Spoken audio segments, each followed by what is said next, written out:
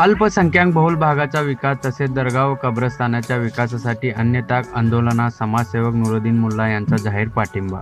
शहरातील आमच्या सर्वांचे मार्गदर्शक ज्येष्ठ समाजसेवक आदरणीय हाजी फारुकी शाब्दी साहेब सोलापूर शहराच्या 90 वार्डाच्या प्रश्नासाठी समाजाच्या ज्या महत्त्वाच्या प्रश्नासंदर्भातील वाचा होण्यासाठी एक समाजातला ज्येष्ठ नेता बसतोय, त्यावेळेला आमच्या सर्वांची जबाबदारी आहे की त्यांच्या पाठीशी आपण सक्षमपणे उभं राहणं ही तुमची आमची सर्वांची जबाबदारी आहे। आणि गेली 2 ते 3 दिवसांपासून त्यांचं आंदोलन या ठिकाणी सुरू आहे आणि मी नेमकं 2-3 दिवसापासून सांगलीला होतो। माझी झोप पूर्ण उडालेली होती की आमच्या प्रश्नासाठी एक आमचा ज्येष्ठ नेता उपोषणाला बसतोय आणि आम्ही आमच्या फॅमिलीमध्ये मशगूल आहे, हे काय बरोबर नाही। आणि मी रात्री 12 वाजता या ठिकाणी सोलापूरमध्ये आलोय। आज 4था दिवस त्यांचा चाललाय।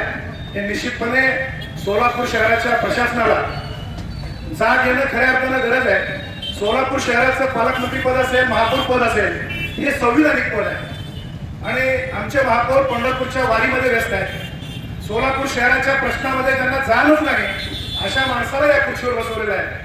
केवळ नातेवाईकांच्या ताकदीमुळे एखादा माणूस जर महापौर होत असेल, त्याला सोलापूर शहराच्या प्रश्नाची जाणीव नसेल, तर अशा महापौरचा निषेध करणं हे निश्चितपणे मी गरजेचं समजतो। एका पत्रकाराने त्यांना फोन केला आणि त्यांना विचारलं की महापौर साहेब, एक सोलापूर शहराचा मुस्लिम समाजाचा ज्येष्ठ नेता पुनम गेट समोर समाजाच्या प्रश्नासाठी, ज्या तुमच्या आमच्या महत्वाच्या प्रश्नासाठी तो बसलाय आणि आपण त्यांना भेटणं गरजेचं आहे।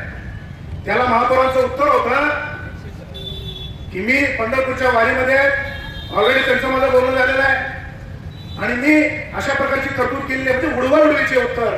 महापौर साहेब, हे आपल्याला शोभत नाही।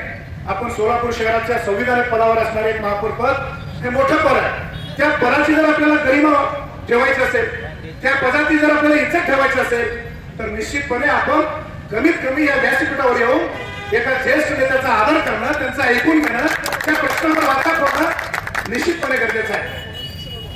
डॉक्टर बाबासाहेब आंबेडकर या देशाला 395 कलम आणि 10 परिशिष्ट केल्या, ज्याच्यावर महापालिका चालते, ज्याच्यावर देशाचं सदन चालतंय, ज्याच्यावर महाराष्ट्राचं सदन चालतंय। जर तुम्ही दुजाभाव करणार असाल, 65,000 मतं घेऊन एक माणूस सोलापूर शहरामध्ये जरी इतिहास केला, अशा माणसाच्या प्रश्नाकडे जर आपण जाणून बुजून बदल देणार असाल, तर आगामी काळामध्ये तुमची जागा आम्ही दाखवल्याशिवाय गप्प बसणार नाही आणि त्याच्यासाठी वाटेल ती किंमत आम्हाला मोजावी लागेल फारुक शाब्दी साहेबसाठी, तर ती आम्ही पूर्ण करण्यासाठी तयार आहे। मात्र आपल्याला कुठल्याही परिस्थितीमध्ये कमीत कमी आज 5 वाजेपर्यंत आपण या ठिकाणी याल अशा प्रकारची इच्छा व्यक्त करतोय की एक माणूस समाजाच्या प्रश्नासाठी बसलाय।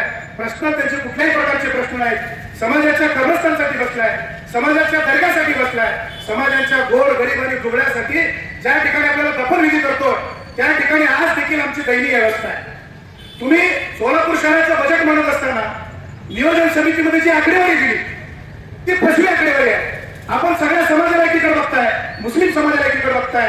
संविधानामध्ये आम्हाला मताचा अधिकार आहे। आमच्या मताचा अधिकार कोणी हिरावून घेऊ शकत नाही, कोणी या मताचा अधिकार कमी करू शकत नाही।